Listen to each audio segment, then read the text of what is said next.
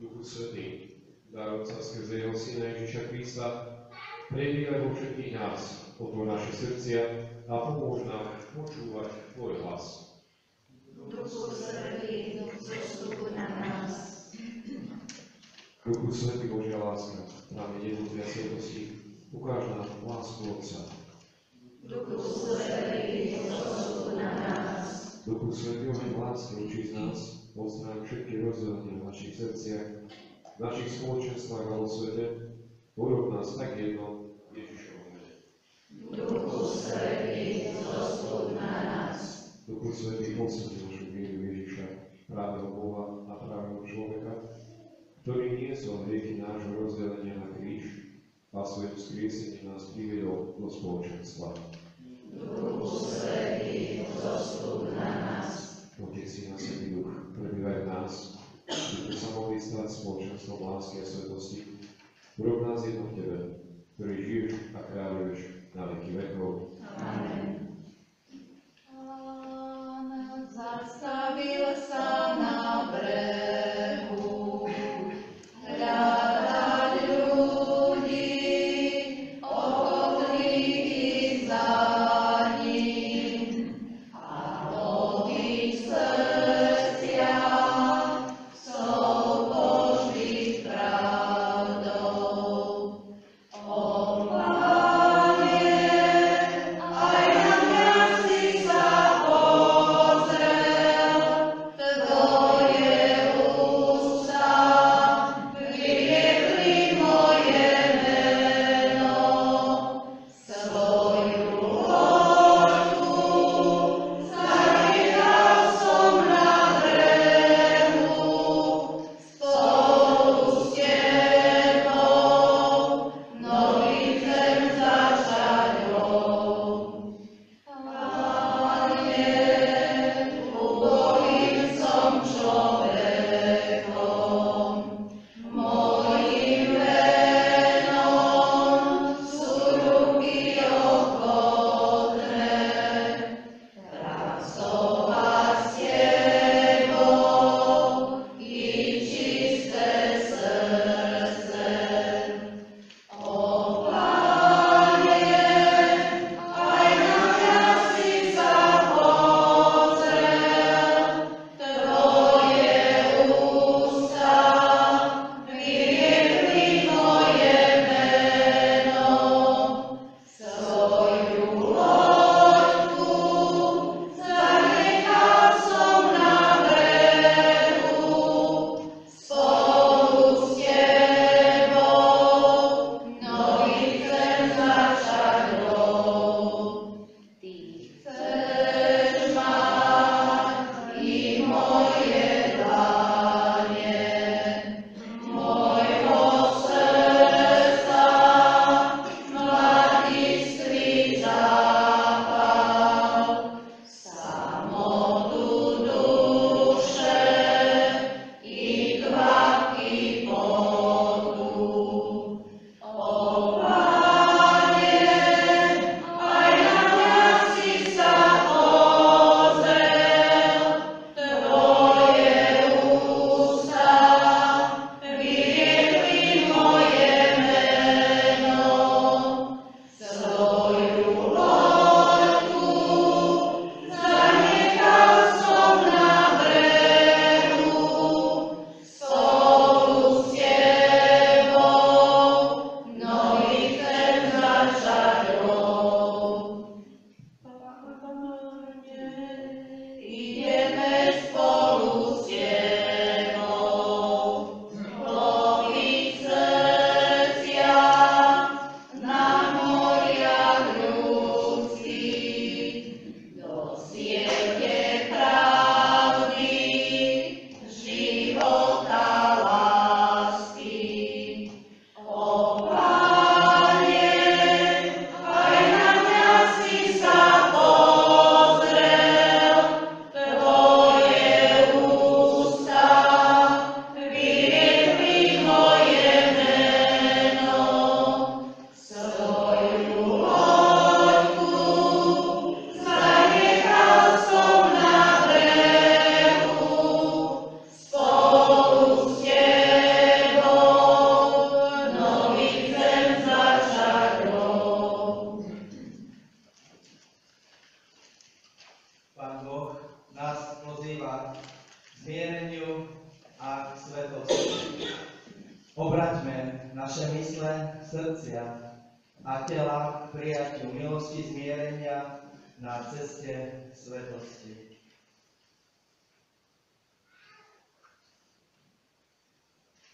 Pane, stvoril si nás na svoj obraz. Odpusť nám, keď sa nesprávame úctivo k našej prírode a svetu, ktorý si nám dal. Kyrie eleison. Ježišu, pozývaš nás, aby sme boli dokonalí, ako je dokonalý náš nebeský Otec. Odpusť nám, keď zlyhávame, keď nie sme svätí, nedokážeme si zachovať integritu a ctiť si ľudské práva a dôstojnosť. Kriste eleison. Pane života, pokoja a spravodlivosti, odpusť nám, keď šírime kultúru smrti, vojny a nespravodlivosti a zlyhávame v budovaní civilizácie lásky. Kyrie eleison. Milosrdný Bože, naplň nás svojou milosťou a svetosťou. Urob nás apoštolmi lásky kamkoľvek pôjdeme.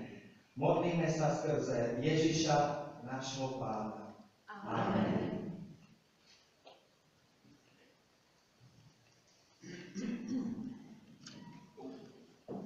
Slovo Božie, ktoré budeme počuť, je explóziou lásky v našich životoch. Počúvajte a budete žiť. Bohu Vďaka. Teraz si počujeme čítanie z proroka Izaiáša. Môžete si sadnúť.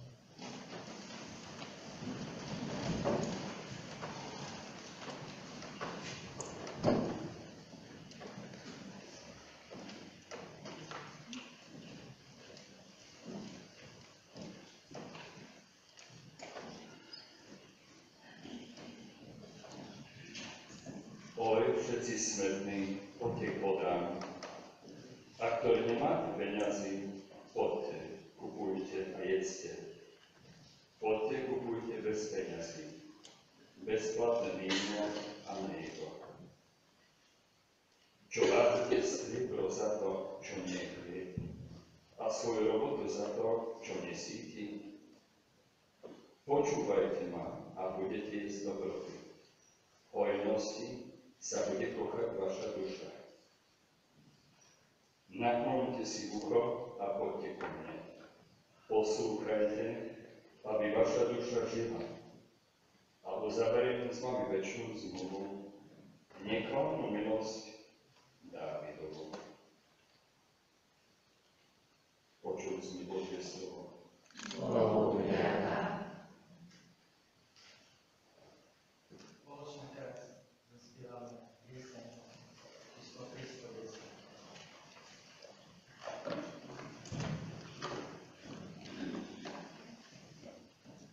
Preslávny Bože, Tvorca neba zeme, ústretí Tebe piesť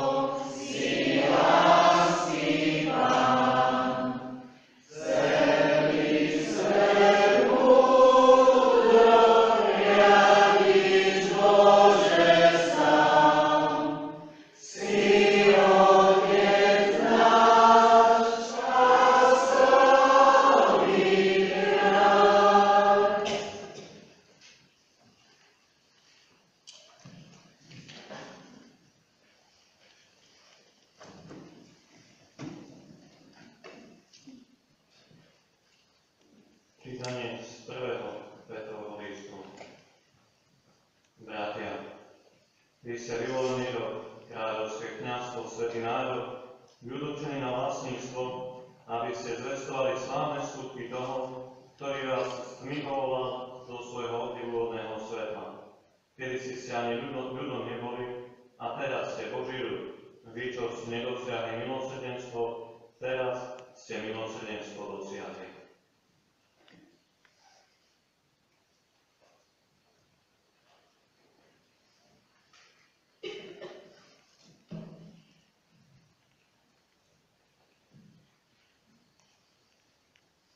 Teraz vypočujeme čítanie z Evanjelia podľa svätého Matúša.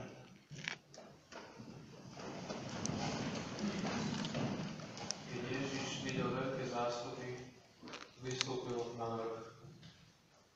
A keď sa posadil, pristúpili k nemu jeho učeníci. Otvoril ústa a učil ich. Blahoslavení chudobných duchov, lebo ich je nebeské kráľovstvo. Blahoslavení plačúci, lebo oni budú potešení. Blahoslavení tichí, lebo oni budú dedičmi zeme. Blahoslavení lační a smední po spravodlivosti, lebo oni budú nasýtení. Blahoslavení milosrdní, lebo oni dosiahnu milosrdenstvo. Blahoslavení čistého srdca, lebo oni uvidia Boha. Blahoslavení tí, čo šíria pokoj, lebo ich budú volať Božími synmi. Blahoslavení prenasledovaní pre spravodlivosť, lebo ich je nebeské kráľovstvo. Blahoslavení ste, keď vás budú pre mňa potupovať a prenasledovať a všetko zlé na vás nepravdivo hovoriť. Radujte sa a jasajte, lebo máte hojnú odmenu v nebi. Tak prenasledovali aj prorokov, ktorí boli pred vami. Vy ste soľ zeme. Ak soľ stratí chuť, čím ju osolia?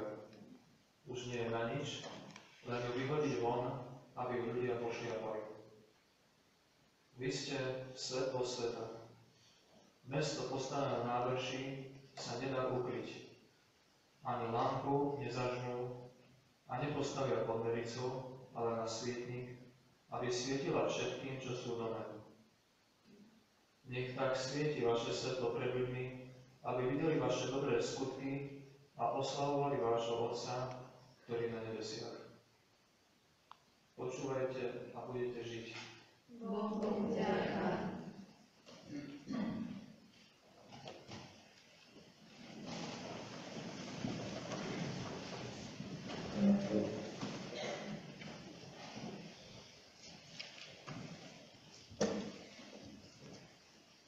Drahí bratia a sestry, vážené zhromaždenie kresťanov. Soľ a svetlo, dve životne dôležité veci.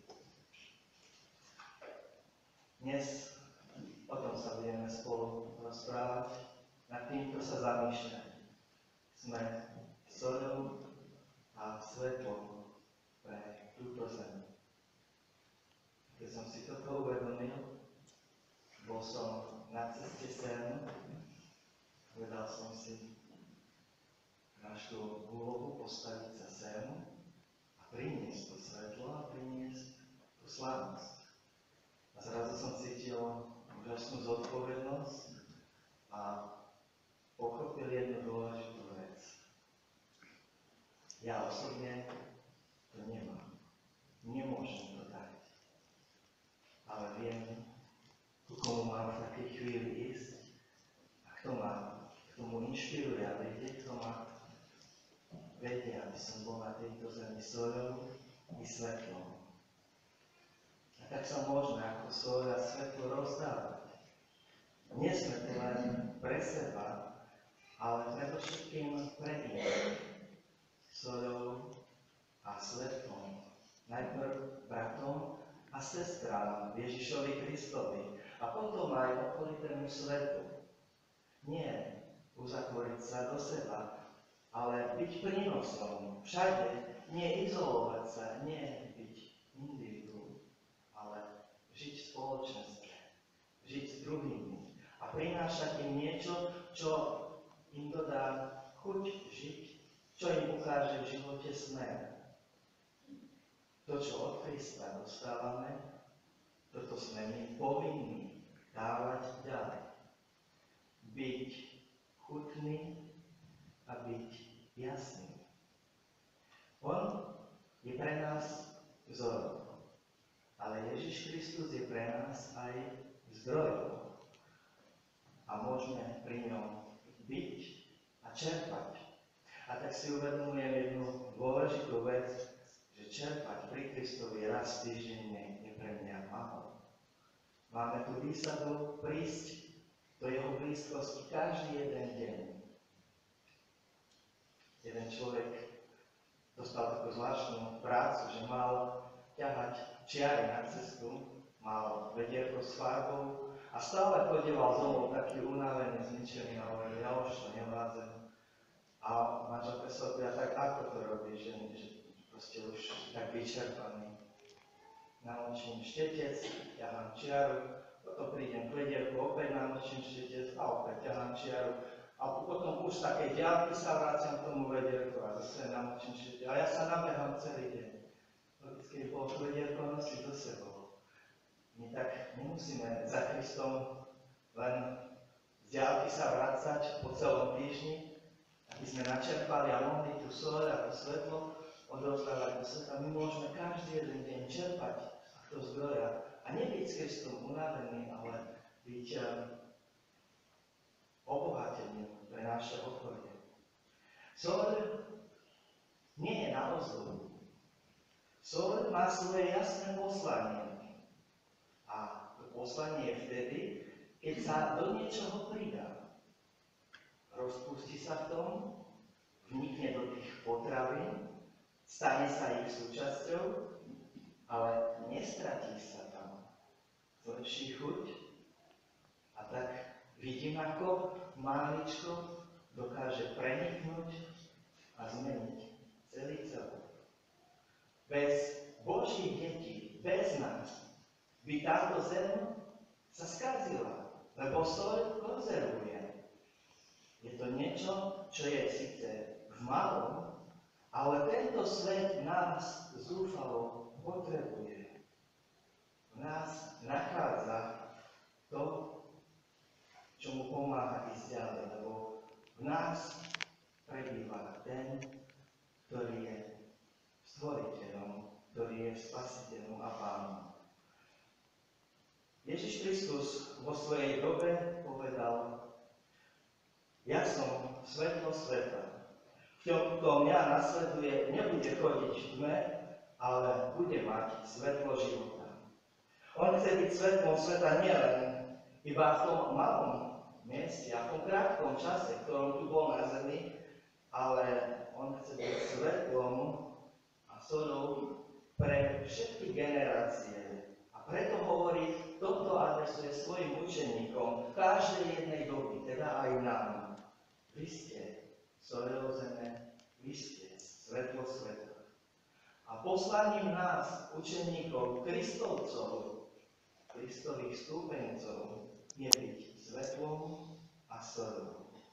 Svetlom a soľou pre ľudí, ktorí sú v našom okolí. My ľudia ani nie veľkí, ani malí, nie sme to originálne svetlo. Tým originálnym svetlom, tým zdrojom je Ježiš Kristus. A keď on hovorí, že sme svetlo sveta, znamená to, že máme šíriť nie naše svetlo, ale jeho svetlo, Krista.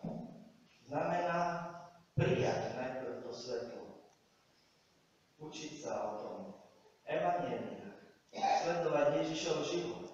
Ale ísť aj ďalej ako len to, že sa niečo naučím a viem o tom hovoriť. Ísť tam, aby sme dovolili tomuto svetlu, aby menilo nás samých, naše bytosti. Svetlom sveta totiž nie sme len preto, že niečo robíme alebo hovoríme, ale jednoducho tým, že sme Kristovi, že s Ježišom Kristom žijeme. Keď prinášame svetlo a soľ pre túto zem, môže to byť v rôznych spôsoboch. Môže to byť v tom, že sme s Ježišom Kristom našli zmierenie. Našli v Kristovej obeti na Golgote náš pokoj. Mať pokoj s Bohom a mať pokoj Boží v živote sú dve veci, ktoré veriaci človek môže mať. A kto si toto uvedomí, že svoj život žije v pokoji s Bohom a s Božím pokojom v rôznych udalostiach, ktoré prichádzajú do života, ktorí mnohí ľudia vnímajú ako stresujúce, nepokojné, zažívajú pri nich nervozitu. Pýta sa veriaca, ako je to, že ty v takýchto chvíľach máš pokoj? V čom je to, že ty čerpáš niekde tú silu zvládať toto všetko? A ľudia sa začnú pýtať a potom je možné im podať svedectvo. Vy ste soľ zeme, vy ste svetlo sveta. Niečo zvláštne, pozoruhodné, čo nám povedal Pán Ježiš Kristus. Lebo on nepovedal v rozkazovacom spôsobe, nepovedal nám, buďte soľou, ani buďte svetlom, ale povedal, vy ste. Tým je naznačené, že on nám, jeho učeníkom, už dal všetko preto, aby sme tou soľou a tým svetlom boli. Nie je to niečo, čo sa máme snažiť nadštandard vykonať, ale normálny spôsob existencie kresťana, Ježišového učeníka. Byť tým svetlom a tou soľou znamená niesť to určitej pokoje. Keď čítame toto slovo, Pán Ježiš hovorí, že aby videli vaše dobré skutky a velebili vášho Otca, ktorý je v nebesiach. Pán Ježiš videl u farizeov, že snažia sa povyšovať seba, predovšetkým v tých náboženských oblastiach. A toto môže hroziť aj tým, ktorí majú byť soľou a svetlom. Lebo ten, kto sa povyšuje a chváli tým, je pyšný, že ja som tá soľ, ja som to svetlo, tak vlastne všetko pokazí. Našou úlohou, našimi činmi nie je ukázať na nás, aby nás ľudí obdivovali a urobiť nejaké dobré veci, akorát toto je moje svetlo a predsa našou úlohou je osláviť Pána nebesiach. Aby videli vaše dobré skutky, ale velebili Otca, ktorý je v nebesiach. A zo skúsenosti vám poviem, že nie je nič krajšie pre učeníka Kristovho, ako keď niekto príde a povie, ja som vďačný Pánu Bohu za teba. Chválim Pána Boha za to, čo robíš, za to, čo si povedal, ako si mi pomohol, čo si urobil. Toto je jedna z dôležitých vecí. Byť svetlom a soľou v určitej pokoje. Ale zároveň Pán Ježiš povedal, mesto, ktoré leží na vrchu, nemôže ostať skryté. Ani sviecu nezačnú a nepostavia pod nádobu. Ježišovým učeníkom nestále budú tlieskať, ale potrebujeme aj určitú odvahu, určitú silu. Tak kresťani, všetci, bratia a sestry, máme byť konkrétnou soľou a konkrétnym svetlom tam, kde vidíme konkrétnu tmu, kde vidíme potrebu pomôcť okolo seba. V tej konkrétnej tme môžeme pomôcť z tých istých zdrojov, z ktorých aj my čerpáme, ktoré aj nám pomáhajú. Ježišom Kristom, ktorého máme.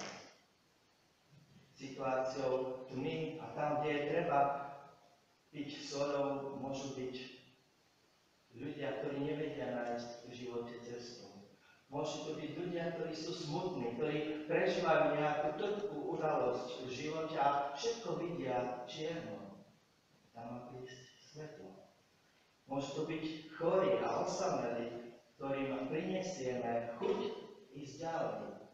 Môžu to byť aj ťažko chorí a zomierajúci ľudia, kde už nepomáhajú žiadne frázy, žiadna ľudská múdrosť, ale večné slova Biblie. Dá sa veľa o slovi a o svetle podľa Božieho slova. Ale to najdôležitejšie, čo si máme uvedomiť, je, že Pán Ježiš nás s týmto posiela do tohto sveta. Byť soľ zeme a byť svetlo sveta v zásadných aj konkrétnych situáciách života. Ja prajem, aby v našich spoločenstvách bolo dosť soli a dosť svetla. Prajem, aby aj v tejto obci bolo dosť chutných a jasných ľudí, ktorí sú charakteristickí tým, že odzrkadľujú Ježiša Krista. Amen.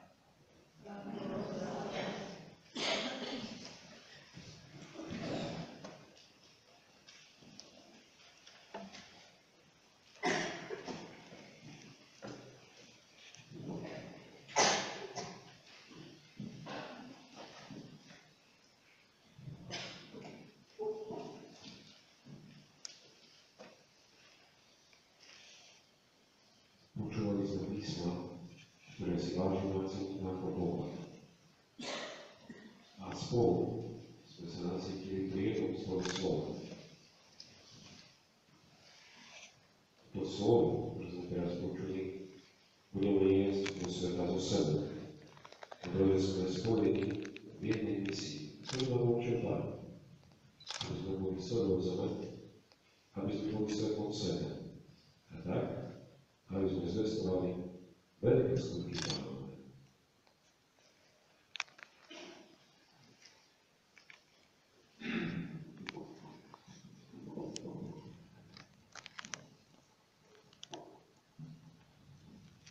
Ako Božie deti vedome si svojej dôstojnosti a misie, pozdvihnime naše modlitby a potvrdíme našu účasť byť svätým Božím ľudom. Milujúci Otče, premeň naše srdcia, naše rodiny, naše spoločenstvá a našu spoločnosť. Správ celý svoj ľud svätý a jednotný Kristu. Voda života, ukáž smet, ktorý existuje v našej spoločnosti, smet po dôstojnosti, po láske, po spoločenstve a svetlosti. Správ celý svoj ľud svätý a jednotný Kristu. Duchu Svätý, duchu radosti a pokoja, uzdrav rozdelenia spôsobené našim zneužitím moci a peňazí a zmier nás naprieč rozličnými kultúrami a jazykmi. Zjednoť nás ako Božie deti. Správ celý svoj ľud svätý a jednotný Kristu. Pane Ježišu, v krste sme sa stali jedno s Tebou a preto zjednocujeme naše modlitby s Tvojou v slovách, ktoré si nás naučil. Otče náš, ktorý si na nebesiach, posväť sa meno Tvoje, príď kráľovstvo Tvoje, buď vôľa Tvoja, ako v nebi, tak i na zemi.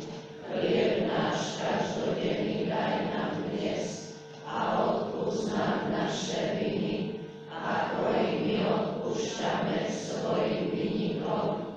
A neuveď nás do pokušenia, ale zbav nás zlého.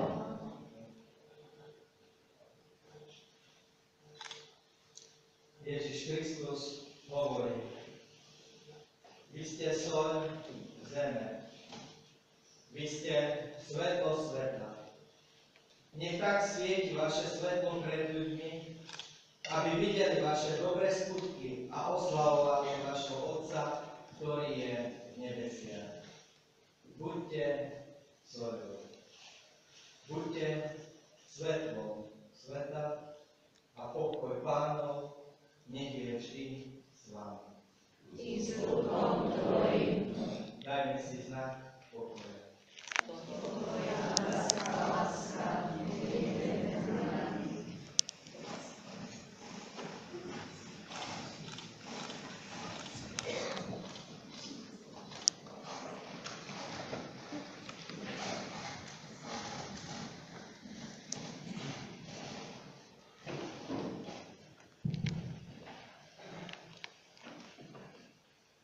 Požehnaný chudobný duchu, požehnaný plačúci, požehnaný tichý, požehnaný milosrdný, požehnaný čistého srdca, požehnaný tvorcovia pokoja, požehnaný prenasledovaný.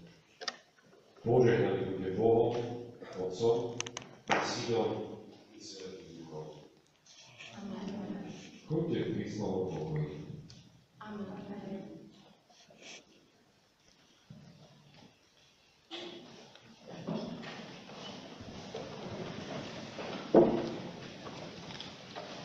Vážení dôstojní páni, vážení spoluobčania, bratia a sestry. Žijeme spolu v našej dedinke, v našich rodinách. Modlíme sa k tomu istému Bohu a rovnako ho nazývame Otcom. A tak je patričné, aby sme sa stretli aj pri verejnej modlitbe a verejnom načúvaní evanjelia. Dnes sme zahájili prvé kolo ekumenickej pobožnosti. Mojím veľkým prianím je, aby sa ekumenická bohoslužba stala pre našu dedinu tradíciou a konala sa každý rok v našej obci, chrámoch, jednotlivých cirkevných spoločenstiev. Som nesmierne rada, že som bola pri zrode a následnej realizácii krásnej duchovnej myšlienky spájať ľudí aj po duchovnej stránke v našej obci. Dnešné krásne nedeľné popoludnie je výnimočné v tom, že sa tu stretli veriaci rôznych vierovyznaní, veriaci s otvoreným srdcom, plným lásky jeden voči druhému. Verím, že každý z nás si v ňom odniesie krásny duchovný zážitok a do budúcna aj pocit spolupatričnosti a ohľaduplnosti jeden voči druhému. Želám všetkým prítomným, ale aj ostatným občanom našej obce veľa pevného zdravia, šťastia, lásky a Božích milostí. Záver mi dovolte poďakovať sa našim duchovným pastierom za všetko, čo robia pre našu duchovnú schránku, za to, že svojim úctnym duchovným pokrmom nás nasýcujú a ľudsky spájajú. Veľa vážení dôstojní páni, prajem vám veľa pevného zdravia, veľa Božích milostí a teším sa spolu s vami na ďalšie ekumenické a priateľské stretnutie.